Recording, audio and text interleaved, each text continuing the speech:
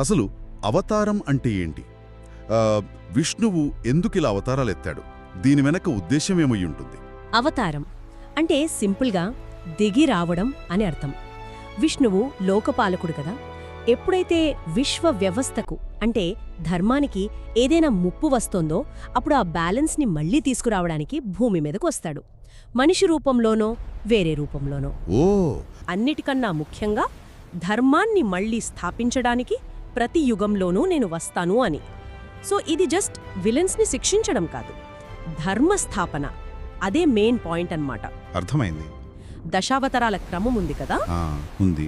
మత్స్య, కూర్మ. అవును. మత్స్య అంటే చేప, కూర్మ తాబేలు, వరాహ పంది, నరసింహ అంటే సగం మనిషి సగం సింహం, వామన మరుగుజ్జు, పరశురామ యోధుడు, రామ ఆదర్శరాజు, బలరాం లేదా కృష్ణ, తర్వాత బుద్ధుడు, చివరికి కల్కి. ఈ క్రమాన్ని కొందరు ఆధునిక విశ్లేషకులు డార్విన్ జీవ పరిణామ క్రమంతో పోల్చి చూశారు. నిజంగానా? జీవ పరిణామ క్రమంతోనా? ప్రాచీన కథనాన్ని ఆధునిక సైన్స్తోనా?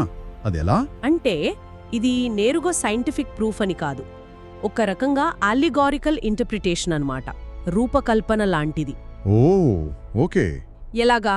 ఇదిగో, జలచరం మత్స్య నుంచి మొదలై ఉభయచరం కూర్మ, ఆ తర్వాత భూచరం వరాహ, తర్వాత ఆదిమ రూపాలు అంటే నరసింహ, వామన, పరశురామ లాంటివి.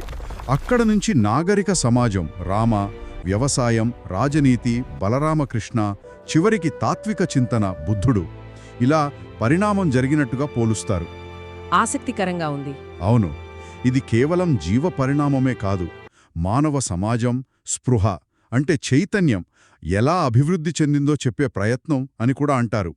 ఆ కథనాల్లో ఎంత లోతుందో చూడండి. ఈ కోణం నిజంగా ఆలోచింపజేసేది.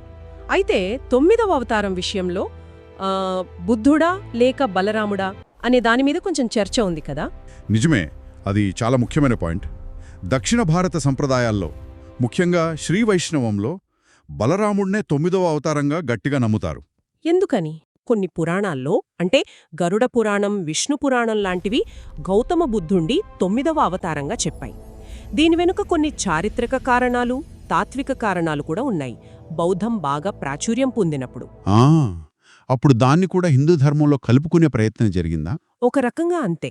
పురాణ కథనం ప్రకారమైతే అసురులు వేదాలను తప్పుగా వాడుకోకుండా వాళ్లని అహింసా మార్గం వైపు మళ్లించడానికి విష్ణువు బుద్ధుడుగా వచ్చాడని ఒక కథ. ఓ, అంటే వేద ప్రామాణ్యాన్ని తగ్గించడానికా? ఆ వాదన కూడా ఉంది.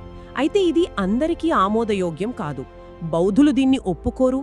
అలాగే కొందరు హిందువులు కూడా వేదాలకు వ్యతిరేకంగా అనిపించే బోధనలు విష్ణువు నుంచి ఎలా వస్తాయని ప్రశ్నిస్తారు. అర్థమైంది. అంటే ఒకే విషయానికి ఎన్ని కోణాలు, ఎన్ని దృక్కోణాలుంటాయో. ఖచ్చితంగా. మొత్తంగా చూస్తే ఈ అవతారాలన్నీ ఇచ్చే ప్రధాన సందేశం ఏంటి? ప్రధాన సందేశం ఒకటే, ధర్మ పునఃస్థాపన.